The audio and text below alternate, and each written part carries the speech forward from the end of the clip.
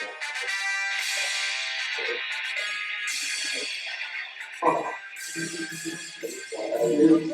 and welcome to the 16th episode of Splat in the Honolulu Blues. I am your host, Antonio Pop, and as always, I am joined by my good friend and good co-host, Matt Pelage. And today we have a very special guest with us. He is a current junior at Seaholm High School, and he's looking to be recruited as a long snapper in college. I'm introducing one of my good friends, Michael Donovan. How are you doing today, Mike? I'm doing great. How are you doing? I'm doing fantastic. So let's get into a topic that everyone is, really excited about, especially with the news breaking yesterday. I'm talking about Lions football. The news yesterday broke that Martha Ford has stepped down as the Lions' current owner, and her daughter, Sheila Ford, is stepping in. What was your initial reaction when you guys heard the news? Honestly, I was a little happy. I mean, Martha, granted, she was better than, her husband, but I mean, Sheila, I don't have much faith in her, but I mean, she's more likely to sell. And so that's what every Detroit Lions fan has wanted since they came out of the womb. So, I mean, we're closer to that goal. So happy about it. Michael, how about you? Yeah, same thing here. I feel like she's not going to do anything special, but hopefully she can sell the team. I feel like she's more willing to sell the team. I don't really know though. You see, I can see that happening, but you guys have to realize that Martha, towards the end of her career, especially these last 2 years, I think Sheila was running the team, or a big majority of it. But to how much she was running it in the years past, even before, like 2 years ago, we don't know. So Sheila could be the scapegoat in the dark, the person that could lead us to the glory land of the playoffs. Now, speaking of Martha and Sheila, do you think the Sheila era with the rookies we've drafted now is going to be better than the Martha era? I 100% think so. And I'm going to tell you why. So, first of all, we have a coach and a GM. Now, granted, they haven't had much success, but they have a system. They're going all in on a system. With Martha, it was just freaking chaos everywhere, and you just prayed to God that whatever kind of scrambled spaghetti of a team was out there was going to make a playoff run. I mean, at least with these guys, they have a set system. It's either going to work or it's not going to work, and you're going to know it. And, I think, for once, we drafted a very good class. I really liked what we did in the latter rounds, and mid rounds, second, third, fourth round. But I think it will be. I think with the additions we've made, and I think with the direction of this franchise, I think the fans are a lot less tolerant. I think it's going to be better than Martha. But that's not saying much. Michael, what do you think about Yeah. Well, how long was Martha in charge for? When did Senior die? I think it was 2013, 2014. I'm not really sure on that. Earlier? It's been a few years though, her era, and we've done a lot of good things. Yeah. I mean, she made. I mean, if it's like 2013, we made the playoffs twice. I think it was solid for Lions, but I think this class is really great, and I think our GM can make moves, and our coach, he's had some difficulty in Detroit, but he was proven in New England. So I honestly think we'll be good in the immediate future. Yeah, I really do, but I think what Martha did for this organization. We made the playoff game, and she said it. She really is going to define Lions football for the next coming years, because to everyone's dismay, she didn't fire Patricia or Quinn last year, even though she said that that this wasn't her standard, which I think she should have fired them. And she consistently backed Patricia, and with her gone, do you think does Sheila have the gusto to say, you know what, another year of losing is not acceptable, and I'm going to cut them off next year. Do you think she has that, presence in a room to say that? Matt, what do you Yeah, think? I honestly, that's a tough question because I mean, with Martha, it was clearly if they didn't have a good season or at least come close to having one, they're out. With Sheila, new owner, she might be a little more lenient because maybe she hasn't been at the helm while they've struggled. But at the same time, I hope if they suck this year, they got to go. I mean, Patricia and Quinn have got to take a one-way charter flight back to New England's facility in Foxborough, Massachusetts, and hopefully take a quarterback that wasn't drafted after the 5th round with them. But honestly, I don't know. I hope she does. Michael, what do you think? Yeah, I think there's no other choice. I mean, if it's a bad season like last season, I mean, there's no way Patricia's back. Now, I really think that even though it's a bad season, she'll say, oh, it's just, people are getting used to the system again. I think she'll give that excuse. And then I honestly think she'll sell the team, but that's just my theory. But Matt, you did mention I did hear something about a QB.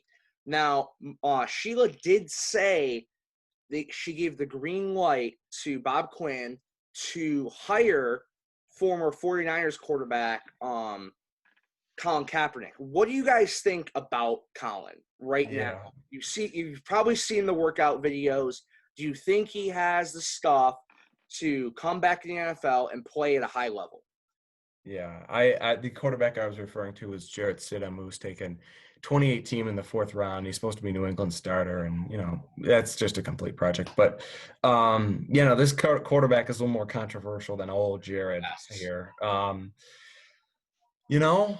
Here's the thing: we just paid Chase Daniel all this money. If you want to do that, I think it's a publicity move if they want to do that. I mean, I think he can play at a backup level. I don't know starter, but I think he can play at a backup level totally.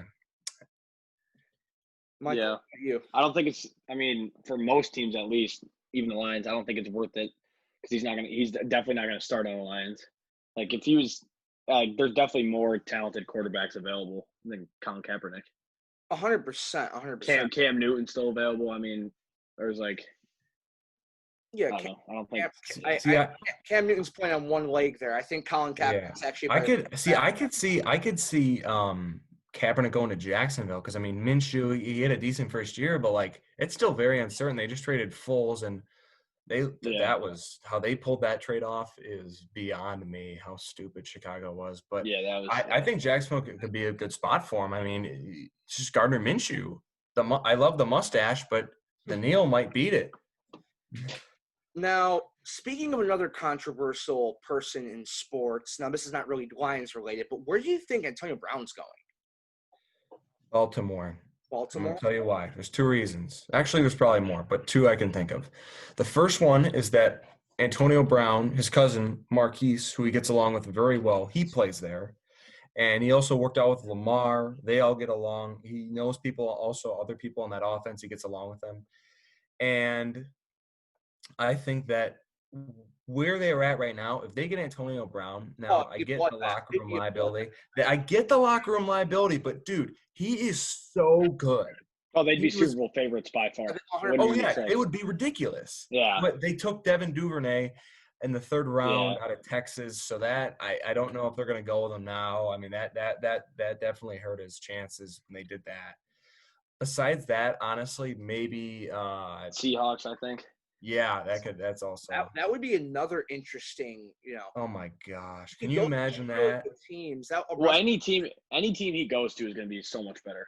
Yeah, I mean he's that good. I would say the Lions, but he's just not a fit. Like you got Jones, you got that 2 main wide receiver, wide receiver. We saw Antonio Brown with the system of the Patriot way when he was on the Patriots. It didn't really work out. It worked out. I mean. I don't think he could fit into the locker room, especially the locker room Trisha's trying to build. Oh, no way. Over, your personal being. But speaking of our locker room, Kenny Galladay, I looked at his contract. He is a really good wide receiver, and he's getting extremely underpaid. Do you see the Lions forking up the correct amount of money to keep Kenny Galladay in the Detroit uniform, or do you see Kenny Galladay, you see the Lions not forking up the right amount of money and see Kenny moving away? I Yeah. personally, I think he'll move away because I think we're trying to rebuild, and I think there's a lot of better assets out there than Kenny Galladay. What do you guys think? See, I'm going to disagree with you. I think he stays. Now, the reason he's so underpaid right now is because third round pick. Yeah. I mean, it's still ridiculous money to to like people who are not in sports, but like, I think he's going to get a big extension. The Lions are for sure. If they don't sign him, they I have mean, they lost have their Marvin mind. Jones too. So I mean, you got that dual. Yeah, but Marvin threat. Jones is so injury prone. See, that's going to be the question. I think they're going to extend Galladay. I give it at like a 95%. Like, I think they are going to do it. But They have Marvin Jones, I mean, this year's going to say a lot. I don't know. What do you think, yeah. Michael? I mean, I think the smart thing to do is Kenny Galladay because he's so much younger. But I think they should. I think they will keep Galladay. I was reading some rumors that Marvin Jones doesn't want to be in Detroit or whatever. But I don't know. Which would be the least surprising thing ever because it seems Yeah. no one wants to be here now. Yeah, that's really what it is. Now if you look at Detroit's receiving core and even our tight ends with T.J. Hawkinson, we have a really good opportunity to be a really good passing team in the future. If we keep Galladay, if we keep Marvin healthy, and we keep Marvin on the payroll. But okay, I've been hearing rumors and just flutters everywhere that people think T.J. Hawkinson's going to be the next George Kittle or even Gronk. Like, do you see that happening? I saw one good game for him where I'm like, oh my God, this guy's, the savior of tight ends in Detroit. But do you really see that happening in the future, especially the rest of the year he had? Yeah, I call what he had the Amir Abdullah curse. He looks insane for one game, and everyone's like, this is our man of the future. And then he just blows like horribly. Yeah. Now, hopefully, what happened to Abdullah doesn't happen to Hawkinson. Honestly, I mean, I could see it happening, and you have a good bailout with James, but I don't know. I like our skill positions. I think picking up Swift was big. I think the one real flaw with this offense, we've got a lot of really good pass blocking offensive linemen. Yes. We lost Wagner, but Vaitai, it's almost a trade-off, if not better, honestly. But I think run blocking linemen, I don't know. Ragnow's a mauler, and Decker's decent with run blocking, but if you're a running back, you need somewhere to run. You can't run through people like you're some sort of invisible man or something, I mean, it's tough. Michael, what do you think? About Hawkinson? Yeah, I went way off topic. We're going way off. I think Hawkinson's a solid player. I don't see him ever becoming a Kittle or a Gronk or whatever, but I mean, he'll be a good piece for a couple of years to come. Now, as I've been kind of exploring outside of, Nice of Win a Ticket and the Detroit Free Press and everything, it seems like the overall national interpretation of our players is higher than what we think. People give more credit to Matthew Stafford. They give more credit to Hawkinson and a bunch of other players. But do you think that the general Detroit public is harder on Matthew Stafford than the rest of the country? Yes, because our fan bases are a bunch of idiots. That's why. And I'm one of those idiots. I was one of those idiots too. But here's the thing. We got a guy who's a top 8 quarterback here. And for a team that's had such little success, I don't know why we're complaining about that.